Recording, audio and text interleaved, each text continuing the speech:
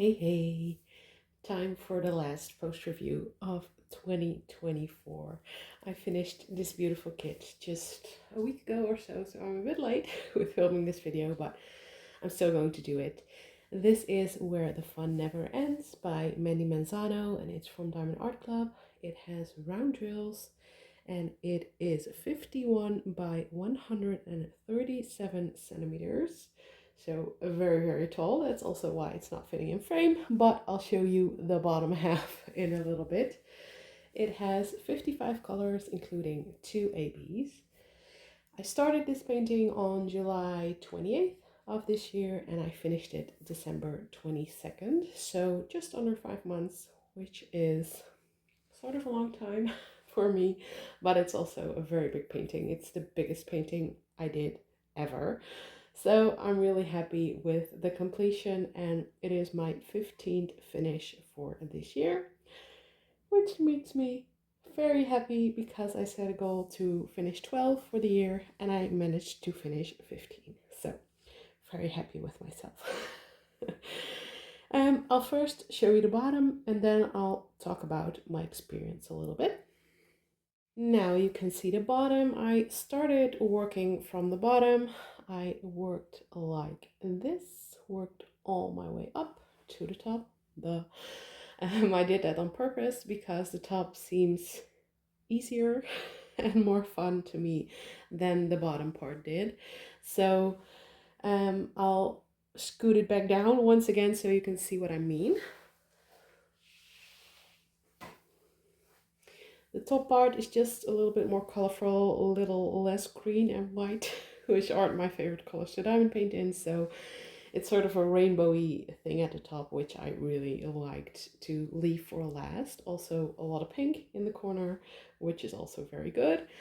But yeah, I finished it and it was a lot more work than I anticipated. Of course, I knew it was going to take me a while just because of the size, but it was in rounds, so I thought it was going to go faster than it did. Obviously, some personal life things got in the way as well, so I took some breaks, which is fine. But it was also a lot more, not necessarily confetti, I would say, but a lot of colors in a small area. For example, over there was a lot of confetti, but also the rainbow that is all throughout the painting. I assumed that was going to be maybe two, maybe three colors of the same color, if you know what I mean, in one little bit, but there were loads of different colors, which made me switch colors a lot of time and also made me miss some colors often. So, but all in all, I really enjoyed working on this painting. The colors were the most fun to me. That's also why I picked it up. I have had this painting in my stash for a long time. This painting has been on a website for as long as I can remember from Diamond Art Club. I started painting in 2020 and I bought it. It was one of the first paintings that I bought. So I've had it in my stash for about 4 years, a little less, I think, before I actually started working on it. I had you guys vote on a poll and this one won. I assumed that it would when I saw the other poll options that I had a random pick from my stash. And it won, and that gave me the push to finally start it. I was intimidated by the size, I'm just going to be honest about that. It was such a big painting, and that also made it a little bit hard to work on sometimes. I usually work at the dining table downstairs, which is not surrounded by walls, if that makes sense. But I also sometimes work on a desk upstairs, which is against the wall, and then it was pretty difficult to work on this painting sometimes. If I work downstairs, I just couldn't have it hang on the edge of the table, and the size didn't really matter that much, but upstairs it did. So that meant I left it downstairs and just worked on it there, especially at the end. I did decide to add quite a few specials in here. I do have a lot of specials. I made a video about that like a month, 2 months ago maybe, about showing you my stash. I especially have a lot of round drill specials, not really ABs, but more like crystals and that kind of stuff, which I don't get to use that often just because I don't do a lot of round paintings. And when I do round paintings, I don't think they fit everywhere. But in this painting, there is so much color, so much detail, so much going on that I figured that I could easily fit some specials in, which I did. I also made a little mistake. No, not mistake, but I'll show you that when we go to the close-ups. And I'll show you all the specials that I added myself in the close-ups as well. And where the ABs were that were charted in here. Because it was an old painting, there were only 2 ABs charted in, and there weren't any other special drills as they always do now, I believe. But yeah, as I said, I have a lot of specials myself, so I didn't really care about that. There were really almost no downsides to this painting for me. The only thing, because it was an old painting and I've had it in my stash for a long time, it had the older round drills, which I don't mind. I love both the old and the new round drills, but it also had the guide circles still on the printed on the canvas. And in some lighter areas, especially where the white tops of the mountains, for example, or in the hair or in the, what's it called? You know what I mean? You have to really be precise in placing the drills. Otherwise, there's going to be a bit of the guide circle peeking out of the drills. But I think I managed to do that quite well. I don't really see anything that bothers me on that regard, so I'm very happy. I also always really like the black outlining when painting. I don't like doing the black outlining, but once that part is done of a section, I enjoy the filling in so much.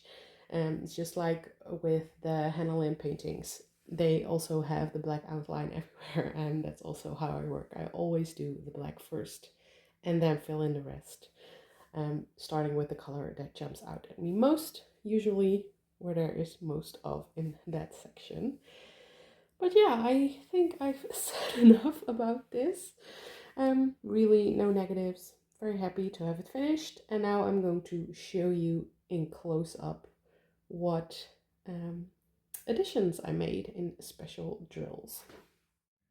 As I said, I started at the bottom. I started very actively with adding, I'm sorry, I'm seeing some fluff, with adding some specials, and it kind of faded out towards the top, which is usually why I try not to add too much specials, because I know myself, and at some point in the painting I'm going to be over it and I'm not going to want to add any more specials. But in this one I sort of kept up with it a little bit, not everywhere, but I'm going to show you.